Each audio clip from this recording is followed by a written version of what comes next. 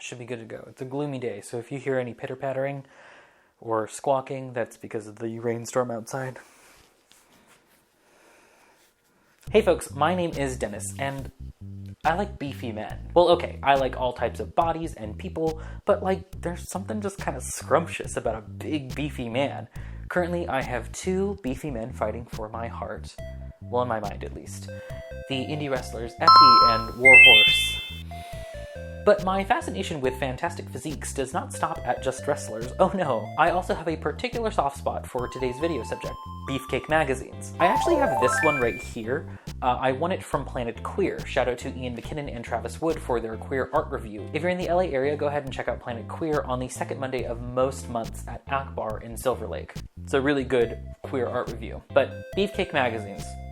What are they? Well, they're a very interesting part of American gay male history, mainly used as a way to skirt around censorship laws and anti-gay laws during the heights of McCarthyism. So before anything, let's define what a beefcake is, and then what a beefcake magazine is. So a beefcake is typically a muscular gentleman who doesn't wear a lot of clothes and just likes to show off his physique. You see why I like these two? It's getting hot in here. Okay, so a Beefcake magazine. A Beefcake magazine was a periodical of sorts. It could either be large print or small print like one of these. Amongst these pages were going to be photos of young men, though sometimes there would be older men.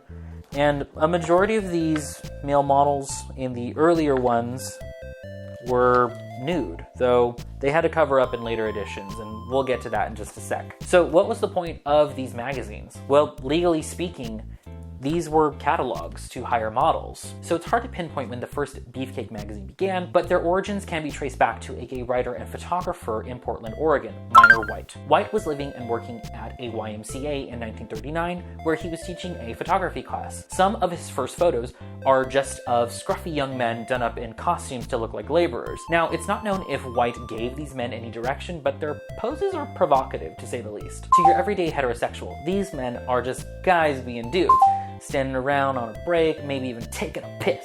You gotta pee on company time. But to the keen eye of the homosexual, there's no mistake. These men are posed to look like they're cruising. These photos and several other photos of White's were later added to a published collection. Another similar phenomenon was happening at this time in the late 1930s and early 1940s, one that would also pique the interests in the male form.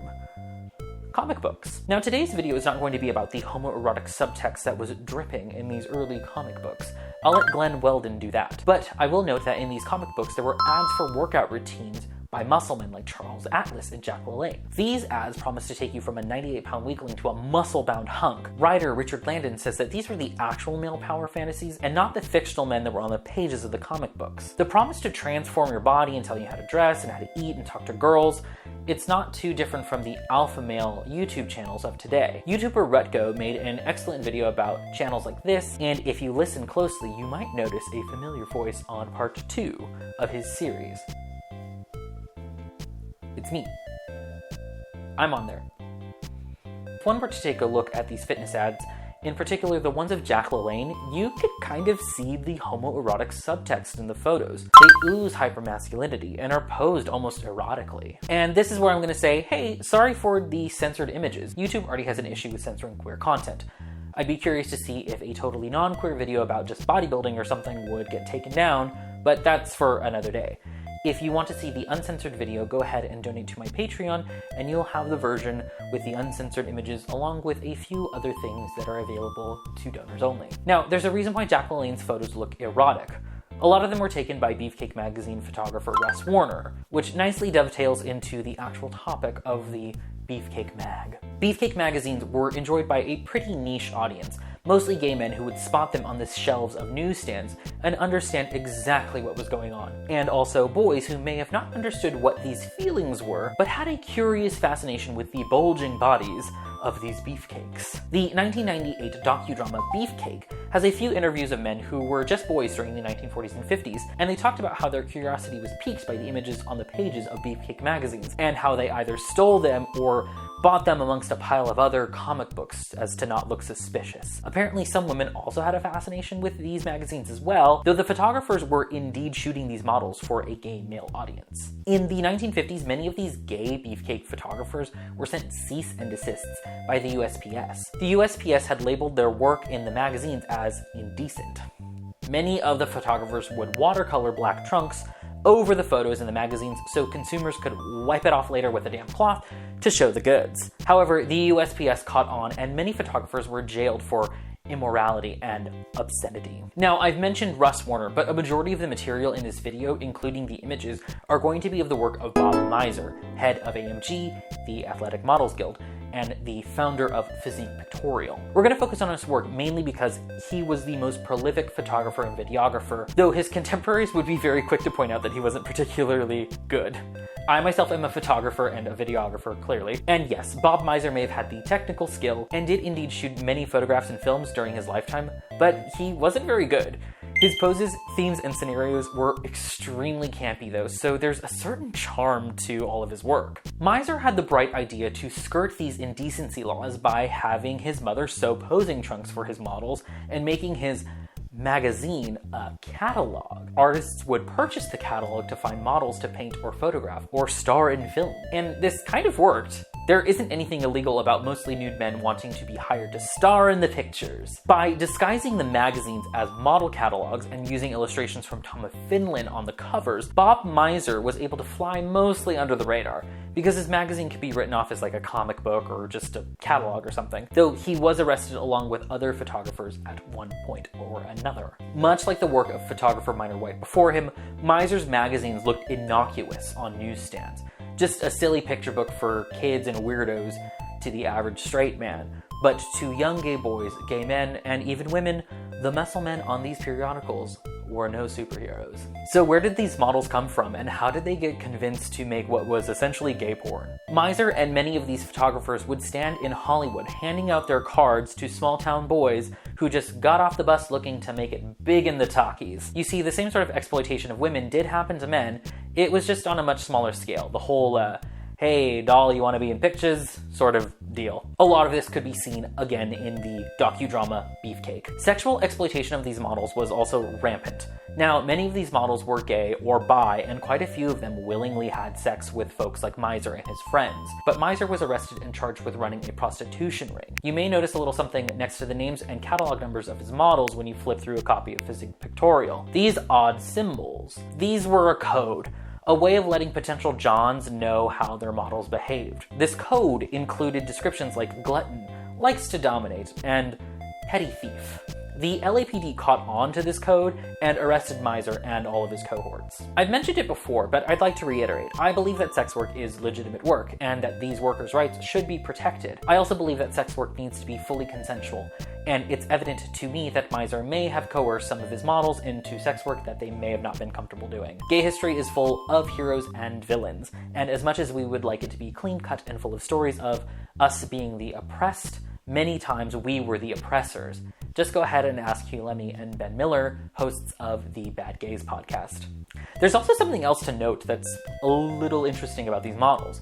Many of them were straight, and they had no idea that what they were doing was pretty gay. A lot of them were just country boys who were used to skinny dipping and camping with other men.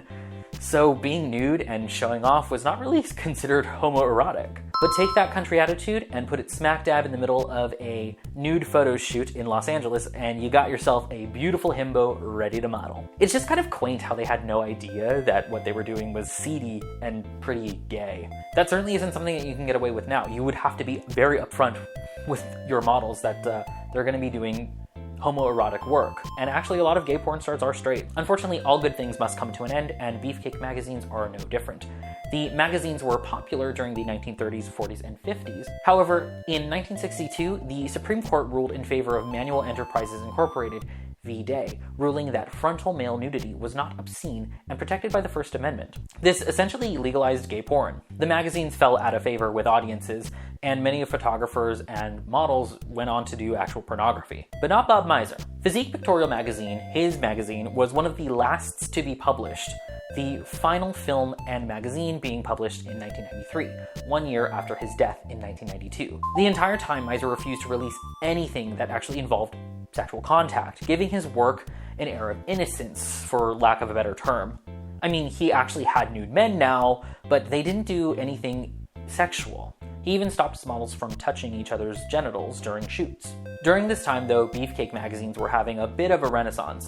It went along with the gym craze of gay men to combat the stigma of HIV/AIDS and the resurgence of the Castro clone. The legacy of Bob Mizer kind of lives on. The Bob Mizer Foundation is presumably a thing. They are the ones that provided much of the information for the Wikipedia entries on Beefcake magazines, Bob Mizer, and AMG, but the website is down. This also means that much of his work is on inactive servers. Hopefully the digital copies still exist somewhere on a server and haven't been lost to time, but if you peruse eBay, there are dozens and dozens of entries for old copies of Physique Pictorial. Now, we're living in a time where queer erotic art can be found fairly easily. That includes many genders, races, and body shapes. We've come a long way as far as representation goes, but platforms such as Facebook, Instagram, and YouTube routinely censor queer art, even if it's more tame than the straight art of a similar nature. In a way, we're kind of back where we started. But just like those pioneers, we need to keep fighting back. So go be a thought online. Show your beautiful bodies and get paid doing it. Or don't, if you don't want to. It's time to show the world that our queer bodies are not obscene.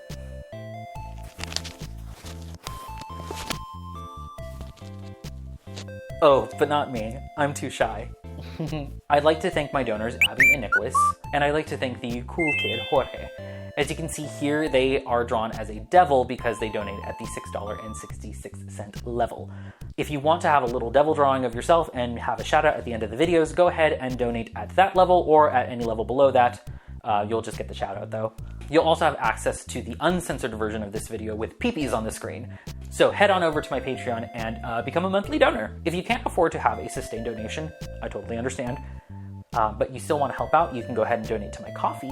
And if you can't even do that, which again, I totally understand, you can go ahead and like and subscribe and share this video with friends and loved ones. All links and citations will be in the description. If you haven't heard it yet, go ahead and listen to the bonus episode of Psychic Dolphin Garage that I guested on. It was a lot of fun, and I hope to talk to the whole gang of the Texas boys sometime soon. And as I mentioned earlier, please go check out Rutgo's video on MRA and Alpha Men type YouTube channels here on YouTube. I also want to give a final special shout out to Twitter user and electronic musician Petri Dish for buying me a bottle of Effie's beard oil. Please go check out their music. Link will be below. So how about you all? Do you like beefy men? Who's your favorite beefcake from history or contemporary beefcake? I know I said that Warhorse and Effie are fighting for my heart, but honestly, I think Effie is probably my very favorite beefcake right now because he's just so... he's just so gay, and I love it. Now, try not to get too horny in the comments, but go ahead and let me know. So that'll do it for me today. And until next time, take care, and goodbye.